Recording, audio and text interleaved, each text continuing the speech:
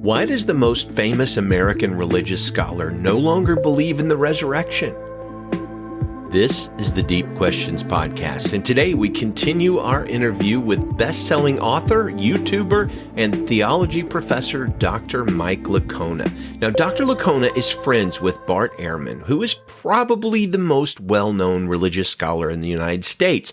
You've probably seen him on the Colbert Report and on all sorts of nightly news and documentary type things, and surprisingly, Dr. Ehrman is an agnostic, bordering really on atheism, even though he grew up a Christian. Today, we discuss Dr. Licona's 7-hour debate with Dr. Ehrman, as well as what might have caused Ehrman to stop believing. We also discuss more reasons to believe that Jesus historically rose from the dead, as well as the best ways to talk to an atheist or skeptic about the resurrection. Before we do that, I would like to welcome new listeners in Helsinki, Finland, Lower Saxony, Germany, Kampala, Uganda, New South Wales, Australia, Johannesburg, South Africa, Manila, Philippines, Canterbury, and Northland, New Zealand, Punjab, Pakistan, Assam, India, Santa Fe, Argentina, London, United Kingdom, North Holland, Netherlands, Tel Aviv, Israel, parts unknown, Nepal, British Columbia, Canada, Orlando, Florida, Mobile, Alabama, South Bend, Indiana, Denver, Colorado, Bloomington, Illinois, Paducah, Kentucky, Casper, Wyoming, El Dorado, Louisiana, Grand Junction, Colorado, and Juneau, Alaska. Look, thank you all for listening to this show, and please allow me to invite you to share the show with your friends, and I guess your enemies as well. And also allow me to invite you to leave us a great review on Apple Podcasts or Spotify. That kind of thing really helps us to reach more people. That's kind of our goal here, to discuss things like the resurrection of Jesus with as many people as possible, and you are the best way to make that happen. So please share the show. Today, we're going to pick up our interview with Dr. Licona right at the point where we discuss his relationship with Dr. Ehrman and the 7-hour debate between the two of them that just occurred in April. So, well, let's talk about Bart Ehrman. Probably, for reasons I'm not sure I fully grasp, he's probably the most well-known religious scholar in the United States of America, maybe in the world. He's written a lot of books. A lot of them are bestsellers. When I was in Dr. Habermas's class, I wrote what was probably my longest paper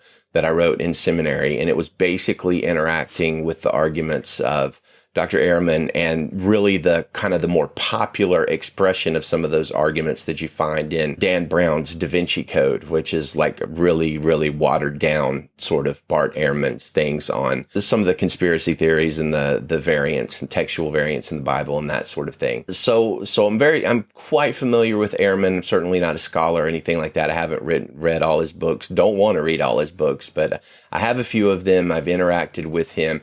But you, on the other hand, seem to have a pretty deep relationship with Dr. Ehrman. There's tons of video out there of you guys interacting. I know you've talked to him quite a bit. So I guess I'm curious, what do you find him to be like personally, and how is it that you came to get to know him?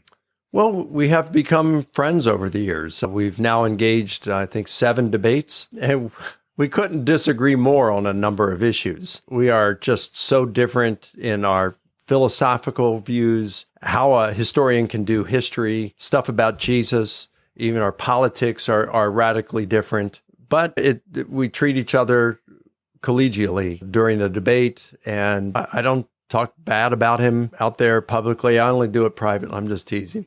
But I don't go out there talking smack about Bart, and I don't know if he talks smack about me behind my back, but I don't think he does so publicly. We've had good collegial, respectful debates, but they're spirited debates. We let each other know that we really disagree with the other person and that we think the other is definitely wrong. So, but we respect one another still. And so we get along pretty well. And so, yeah, I have fun time debating him, even though he's wrong. Yeah, well, I agree with you that he's wrong. I will say he raises some points that most Christians that just get up and faithfully go to church every Sunday morning, they don't realize. I think I'm a pastor, been a pastor for 25 years, so I feel like I point out some weaknesses in the profession a little bit. One thing I think pastors have failed to do, for not every pastor, but a lot, for the last 100 years is really equip the people in the church apologetically. And so when they hear a guy that's really, really smart and really clever and really engaging, like Dr. Ehrman, when they hear him bring up things like there's all these textual variants in the Bible, and most people in the pews probably assume that we basically have Xerox copies of Paul's letters and Matthew and Mark and Luke and John's Gospels that date to the first century, kept in a vault somewhere. They hear these things and it really can undermine them. Well, look, scholars have known about these textual variants since the first and second century. Eusebius and other people have talked about this. None of this is hidden. It's just not something that's discussed very much.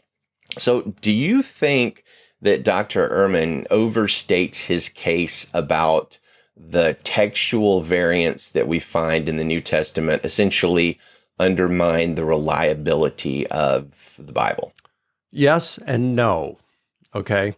So let me say, first of all, Ehrman does not subscribe to some of the insane, silly, ridiculous stuff in the Da Vinci Code. So his stuff is much more nuanced and not as radical. However, when I say yes and no about do I think he overstates his case, no, he doesn't technically overstate his case. Because let's just take, for example, the variants in all the different manuscripts.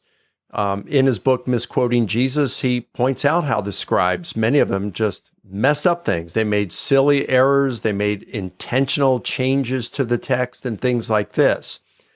But in the appendix of the second edition of that book, they added an appendix and they asked him about this. Does this undermine the reliability of the Greek text of the New Testament? And he said, no, because these are mainly just spelling errors, grammatical errors, errors in or changing in word order. And he says it's just the kind of simple mistakes that his own students make.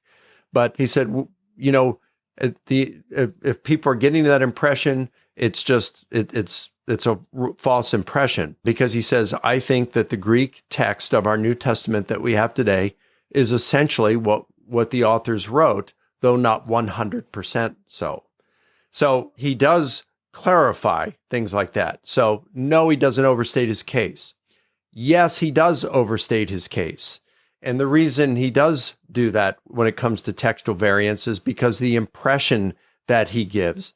And I don't know his heart, but I have a difficult time thinking it's not intentional. It's very sensational, and people walk away from that book thinking that we just can't trust the text of the New Testament that we have. And that is why Mormons and Muslims and atheists have gravitated to the book, because it undermines, especially Mormons and atheists, skeptics and Muslims. They do it because it undermines the reliability of the New Testament, that our ability to trust in it. So whether it's intentional on his part or not, if it's intentional, well, then shame on Bart. But I'm going to go with him and say that it's not intentional. And in that case, he's just a poor communicator. He's fun to listen to, but he's just a poor communicator when it comes to things like that, because he's given the wrong impression to people. And there are other things like that as well. He does it on memory. He wrote a book on memory, Jesus Before the Gospels, and you walk away from that book thinking we can't really trust. You can't trust the Gospels because even had they been written by eyewitnesses, which Bart doesn't think they were, even had all four of them be written by eyewitnesses, we couldn't trust it, because you can't trust memory. Memory is so unreliable. But despite that, there are 4 short sentences in the book that says, oh, but, despite its shortcomings, memory is generally reliable, at least when we come to the gist of things. But people still walk away from the book because he spent so much time calling memory into question and relating it to the Gospels. They walk away thinking we can't trust the Gospels because memory is so fallacious. It's so weak, so prone to problems. So I think that's just a communications problem on his part. Yeah, it seems like, and I don't want to make an accusation here because I'm not sure, but it seems like he talks different ways to different groups of people. In terms of academia, he's maybe a little more careful to make his arguments about the textual variants and things like that not being anything in the realm, as you say, of a Dan Brown kind of conspiracy theory, which just is ridiculous. But he seems to be much more careful with that, a lot more like his mentor, Bruce Metzger. But in terms of some of his more popular kind of appearances and his more popular books and stuff, he does seem to emphasize those things in a greater way. I don't know, maybe that's just some form of showmanship, some way to drum up interest. Whatever he's doing, you can't argue with results, at least in the sense of success. Yeah, exactly. I just think he's wrong, and I hope that's not too uncharitable to say. Well, his major objection against the resurrection, it seems to be, at least it was, I know the goalposts have shifted a little bit with him, but it seems to be that the resurrection would represent a miracle from God, and historians can't reckon with a miracle from God because a miracle is way too improbable. So how do you answer that argument? Yeah, and of course, he's not the only one that says that. There are others. Several ways that he says a miracle. He'll say one thing, that a miracle, by its definition, is the least probable explanation. Again, this isn't just him. I've debated another guy, a guy in South Africa. His name eludes me at the moment. He uses a similar argument, but he would say a miracle, by its definition, is the least probable explanation. Historians must go with the most probable explanation. Therefore, they could never say a miracle occurred. And to that, I'd say, well, in what sense is it the least probable explanation? In other words, least probable in reference to what? Because if God exists and wanted to raise Jesus, well, then it becomes the most probable explanation. It's only the least probable if you say least probable by natural causes. But no one's saying that Jesus was raised by natural causes, right? Claim is that he was raised supernaturally. So that just seems to me that's a confused definition of miracle. Another way you could say, well, it's a theological explanation, not a historical one. But I think this is to confuse a historical conclusion with its theological implications. So let's say that a comet slams into the moon's surface, and when the lunar dust settles, there's a message written on the moon that says, Jesus is Lord, and it's written in Hebrew and in Greek. Well, an astronomer, a scientist, would look at that and would say, wow, that's a pretty amazing event. Now, if it would seem to require a divine cause. However, as a scientist, I don't possess any tools capable of identifying such a cause. So I'm just going to say, well, this event occurred, and I'm not going to opine on the cause of the event because I don't have the tools to be able to do that. What a scientist would not do is the scientist would not say, wow, what an extraordinary event. Wow, I mean, it certainly happened, and it would appear that it would require a divine cause. However, I don't have the tools necessary to adjudicate on that matter. So that would be a theological explanation, not a scientific one. So as a scientist, I can't even say that the event itself occurred. Now, as crazy as that sounds, that's precisely the approach that some skeptical scholars are taking when they say you cannot adjudicate on a miracle claim. They're saying because it would involve a theological explanation and we don't have the tools to detect God as historians, we can't say that the resurrection occurred. You follow me on that? Absolutely. So, yeah, you could say the resurrection occurred and just leave the cause undetermined if we have enough evidence to suggest Jesus actually rose from the dead, and I think we do. Yeah, so a few episodes ago on this podcast, we had Dr. Craig Keener for a couple of episodes, and he talked about his book on miracles, which is, I don't know, it's like 1,200 pages. It weighs 4 or 5 pounds. It's just this massive thing. I would like to claim that I've read it all. I haven't. My friend Lonnie has, but I've read enough of it that it's just absolutely overwhelming, in the sense that Keener documents miracle after miracle after miracle after miracle. So if you go into that book, and I didn't, of course, but if you go into that book with kind of the Hume viewpoint that miracles are impossible, or even a softer version of that, which I would think Ehrman holds to, that miracles are really, really improbable and unprovable, I think you come out of reading Keener's book, which is not sensational. It's very scholarly, especially his big version. He has a popular version. I think it's called Miracles Today, which is a little more, I don't want to say watered down, but it's a little more palatable for a non-scholar. But you come away from his big scholarly version, and I don't know how a skeptic could just read all that and read all the evidence and say, you know what, miracles aren't impossible. So I think having read that book, I walked away thinking, number one, miracles aren't quite as rare as I thought they were, and certainly even occurring today. And I also think that historians that are skeptical even have to maybe grapple a little bit more with the possibility of miracles, which is something you address a historiographical approach to the resurrection book, and you and Dr. Habermas address as well. Keener is amazing. He's just an amazing researcher and writer, and he's got encyclopedic knowledge. He does, and he's such a good guy too. He's so gentle and nice and kind, and I'm just really impressed with the guy. Just an awesome guy. You had this almost sounds weird to say it. I had to do a double take when I first saw it. You had a 7-hour debate with Dr. Ehrman in April of this year. That's astounding. I know you can't go into too much detail about what happened in the debate and all that kind of stuff because it is available. I think Dr. Ehrman's website essentially sells the debate. But what was it like to have a 7-hour debate? So tell us about that. Yeah.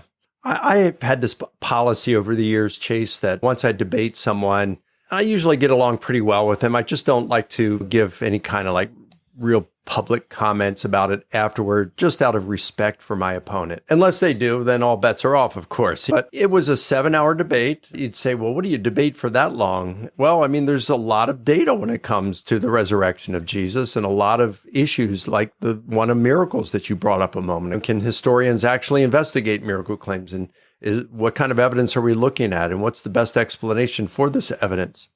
So the debate, I thought, went pretty quickly, moved rapidly, the way they had it all set up. It just they really did a good job in forming the debate. And this is something Bart and I talked about beforehand, but a guy named Chris Huntley, who works for Bart, does work for Bart, he was mainly the one that put this thing together, and he just did a great job. And so it moved along. It was entertaining.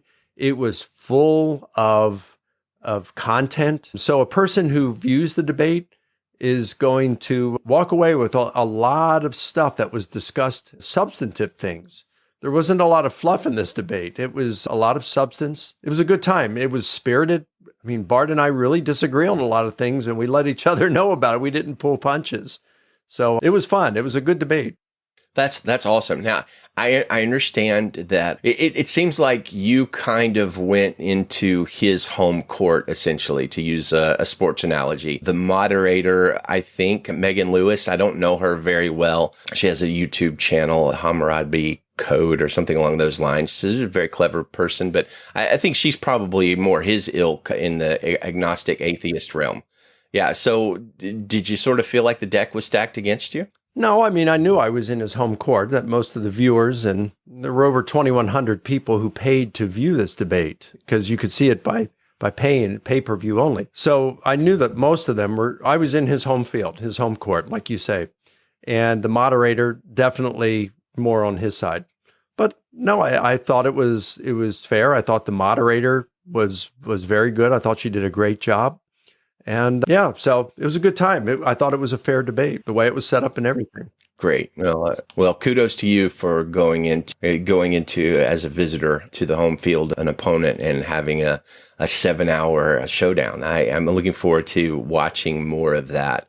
Okay, so last question on your interactions with Dr. Ehrman. And really, this is more of a general question on atheists and skeptics that are similar to Ehrman in that they are vocal about it. So Ehrman has said, like, he has a certain kind of respect for the Bible. I mean, he grew up, as he says, an evangelistic Christian.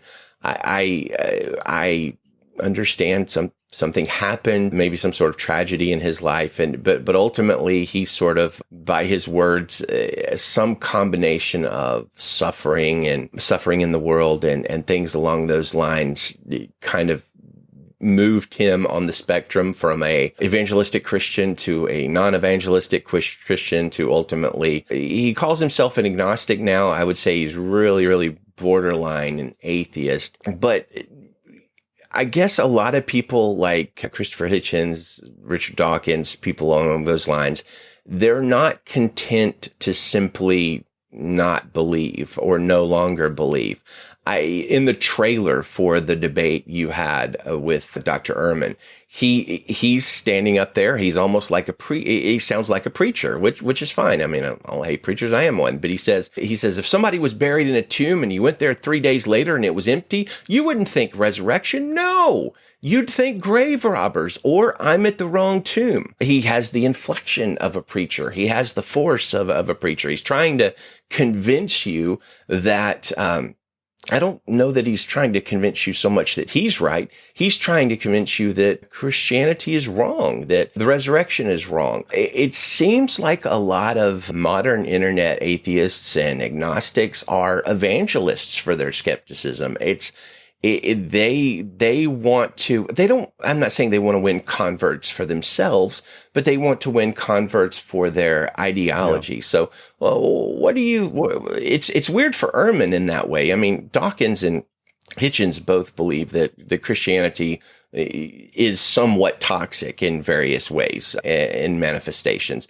Ehrman, I don't think believes that nearly as much. So yeah, he does. He does think that an evangelical form of Christianity is toxic. So that you think that's the explanation. I wouldn't say he's as adamant in that belief as Dawkins was, but you know what? Maybe the last 10 years politically and all that has concreted his beliefs more so. So do you think that explains his whole evangelistic approach to skeptics? It's really hard to say, Chase. I would just be guessing at as motives, perhaps, and that's really hard to do. I do think over the years he's developed a greater animosity toward conservative Christianity, an evangelical form of it, and so why?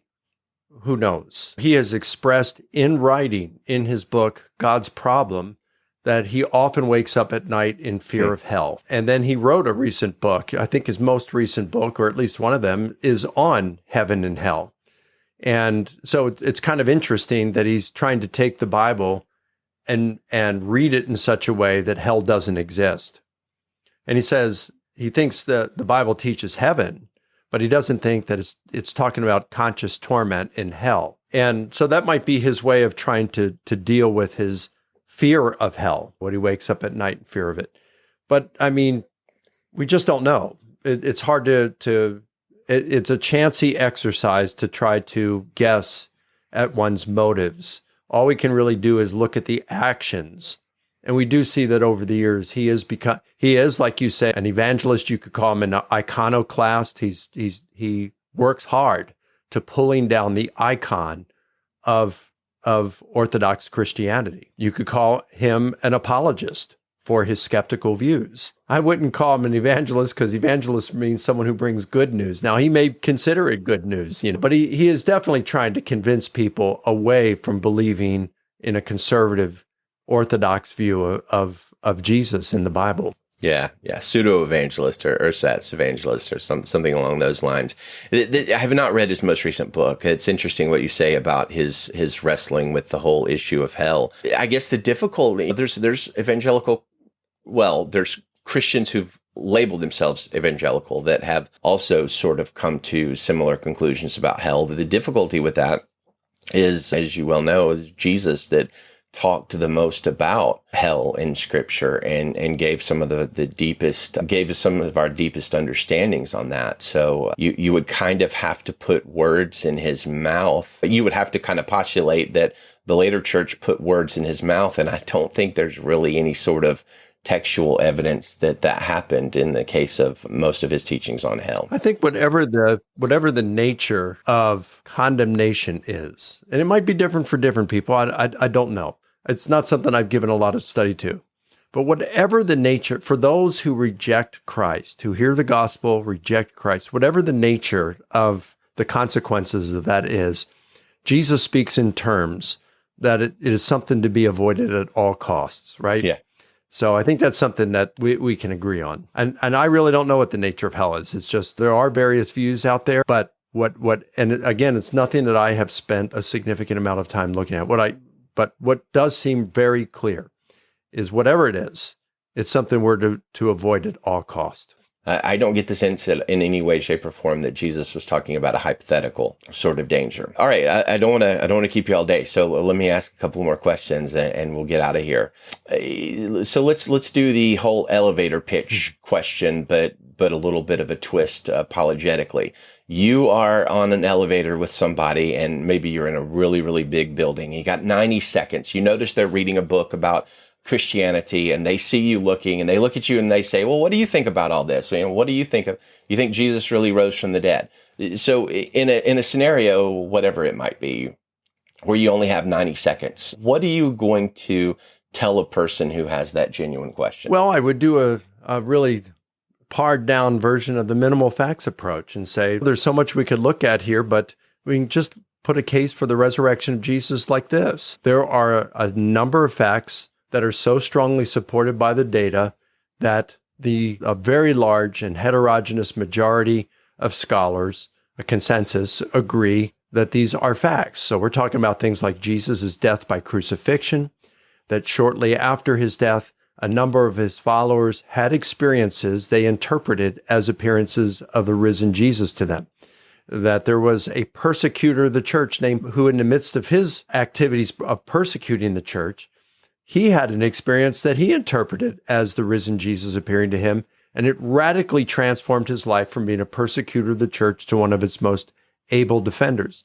These people believed that Jesus actually rose from the dead and did so bodily, physically.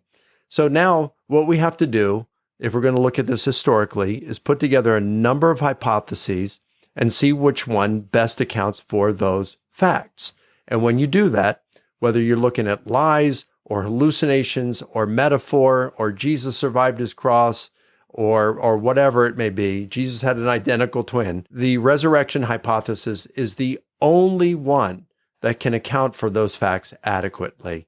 And therefore, if just approaching it as a professional historian, using the tools of historians, we can say that the resurrection probably occurred. Great. And so if you're on a plane flight and you have, an hour to talk about the same thing, are you just going to expand on the minimal facts argument if somebody's asking you about your reasons to believe? Yeah, pretty much so. But I would say it just depends on the person. It's like what they throw at you at first. I mean, they might say something like, look, I don't believe the Gospels, and therefore I don't believe the resurrection of Jesus. Well, I could go right to Paul, which is stronger.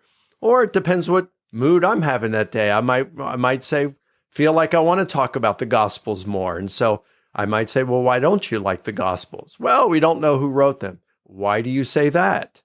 Oh, well, they don't have I've heard that the original manuscripts didn't have the author's name, that these things were later on. And then I'd say, well, did you know that of the nearly 100 biographies that are written within 150 years on each side of Jesus, that there's only one that has the author's name in it? So they are technically anonymous in the same sense that the Gospels are. And that's the reason, because that was standard practice not to put the author's name there. But somehow the ancients knew who wrote them. And here's why the Matthew, Mark, Luke, and John came to be known as the authors of those Gospels. So I just might want to, it just depends how but generally speaking, yes, I'm going to follow the minimal facts approach because it's simple, because it's easy, it's clear, and you just unpack it as it goes along. And I do this a lot on flights. It's like I'm sitting next to the person and I'll say to them, hey, how's it going? Maybe we're in Atlanta, because that's where I live, in the Atlanta metro area. And I'll say, so where are you headed today? And they'll tell me, oh, do you live here in Atlanta, or is this a connecting flight for you? So what do you do for a living? And I talk about them for a while, and then it's usually natural for them to say, well, what do you do for a living? Well, I'm a historian of Jesus. I study more not on the theology, but on what we can prove about Jesus. And I focused on the question of whether Jesus rose from the dead. And then I leave it at that. And then, oh, really? A lot of times they'll say there's evidence for the resurrection of Jesus. And then I don't force it. I just offer something. And if they want to go further with it, I go further with it. If they just say, oh, well, that's interesting. And then they turn around because they're, and, look at their laptop or something. I know they're not interested, and I don't try to force the conversation because I got a lot of reading that I can do on that plane, and I'm happy to do that reading. That's a great approach. I appreciate that you don't have a sort of rote standard approach. I feel like some of the evangelistic training that we saw in Christianity in the 70s and 80s, it was good in the sense that it got people sharing their faith, but it might have been a little wooden in the sense that everybody was sharing their faith maybe in the exact same way. And I think a more fluid approach that involves engaging the person the way you just talked about, honestly, probably a lot stronger in the current culture we live in. All right, so let's get you out of here on this. I'll ask you a few rapid fire questions. It'll be as short and brief, or if you want to engage, that's fine. But of all the books you've written, do you have a favorite? A favorite, I'd say, but I do like the big book on the resurrection of Jesus, a new historiographical approach. Books aren't necessarily fun to write, but it's fun to do the research behind them. So, but that one was fun because I'm on a journey. So I did something my doctoral supervisor suggested. So when you're writing, try to imagine yourself as a tour guide and you're taking people through your museum. And so as you read through this very long and very extensive treatment on the question of whether Jesus rose from the dead, it's like we stop at different stations. Station 1, what is history exactly? What is it that historians do, and how do they do it? And then we go to the next station. Well, there's a big thing that gets in the way it's the elephant in the room, and it's got to be discussed. And that is, can historians even look at miracle claims? And so we deal with that. It's like, then we go to the next station. Well, what is it? What's our first step? Well, you got to look at your pool of sources and determine what are your best sources and why. So we look at these different, and so I take them through the museum. So that was kind of neat. And then I do like the book that I wrote on gospel differences that was published by Oxford University Press in 2017. Why are there differences in the gospels? And in there, I present a fresh approach because I just thought that over the years, a lot of these harmonization efforts that I was reading to resolve gospel differences, they just struck me in a cold manner. It's like these things are forced in order to rescue a certain rigid view of what we mean by inerrancy.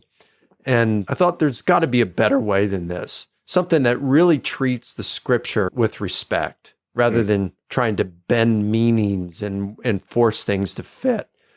And so I came up with looking at compositional devices that are just common in the Greco-Roman and Jewish literature and saying, you know what?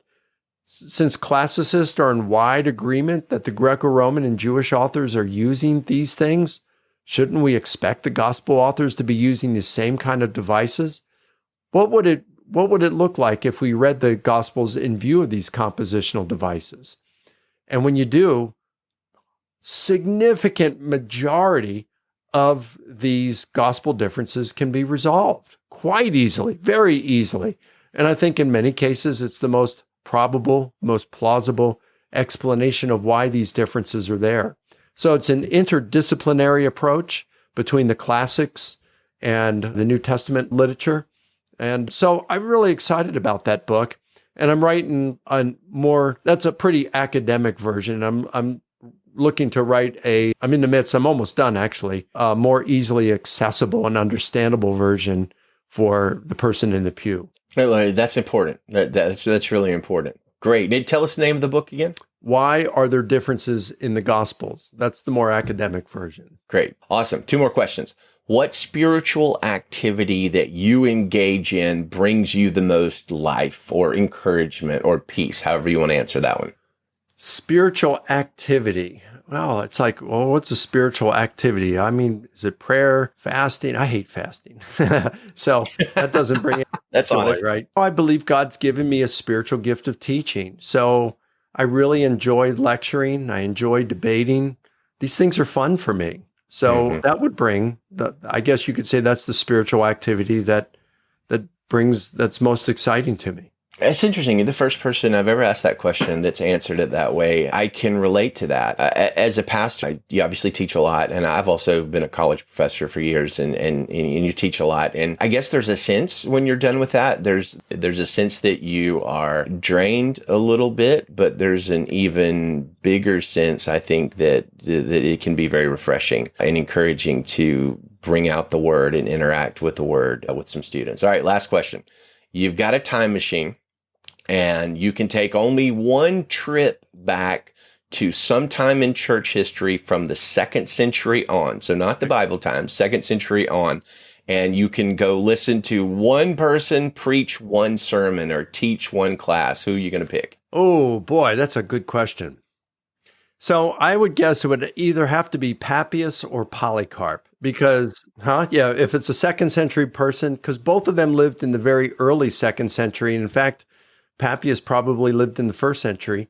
Papias is, when he talks about where he got his information, the language he uses is ambiguous. There's some ambiguity in it.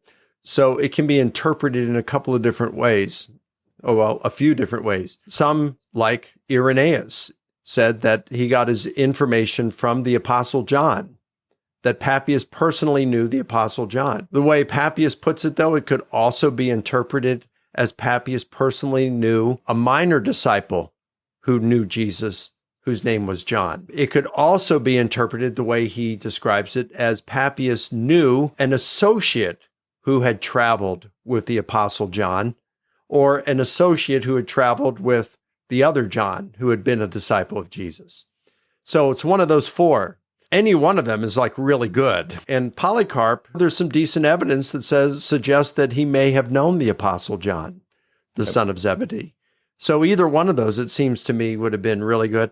Clement of Rome, it's very possible that he knew the Apostle Peter. Yep. But that's a 1st century figure. He's writing either the middle or the end of the 1st century. So I would say either Papias or Polycarp, either one of them, man, to listen to them speak or to be able to sit down and talk with them a little would just be amazing. Awesome. Anybody more recent? Anybody from the 2nd century onward that you'd want to go sit and listen to? Well, I wouldn't mind someone like Justin Martyr or Irenaeus. Those two would have been awesome to talk with because, or Ignatius, probably Ignatius, because Ignatius knew Clement of Rome and Polycarp. So it would only take us one away from even that. So the thing for me would be to get as close to the apostles as possible to hear the living voice of I wouldn't be able to hear the living voice of the apostles, but if I could get the living voice of someone who had known and traveled with the apostles and heard from them, that'd be really cool. Yeah. Well, this has been very enjoyable for me. I appreciate your time, Dr. Licona. I appreciate your openness and genuine answers that I think are really, really authentic. And I really appreciate you and your ministry and everything you had to say today. And I am looking forward to our church, which is going to have you in an upcoming conference very soon. I'm looking forward to meeting you face to face. Thanks for your time. Any parting shots you want to say before we go? No, hey, Chase, I'm looking forward to the conference and thank you for inviting me. And this has been delightful being on here with you. And if someone wants more information, they can, on what I'm doing, they can go to my website, risenjesus.com, or visit our YouTube channel, youtube.com/Mike Licona official. And we've got over 400 videos there. Great YouTube channel, youtube.com/Mike Licona official, right? And that's Licona. All right. Well, Dr. Licona, may the Lord bless you and keep you and bless your family and give you a great week. Thanks again for your time. Thank you, Chase.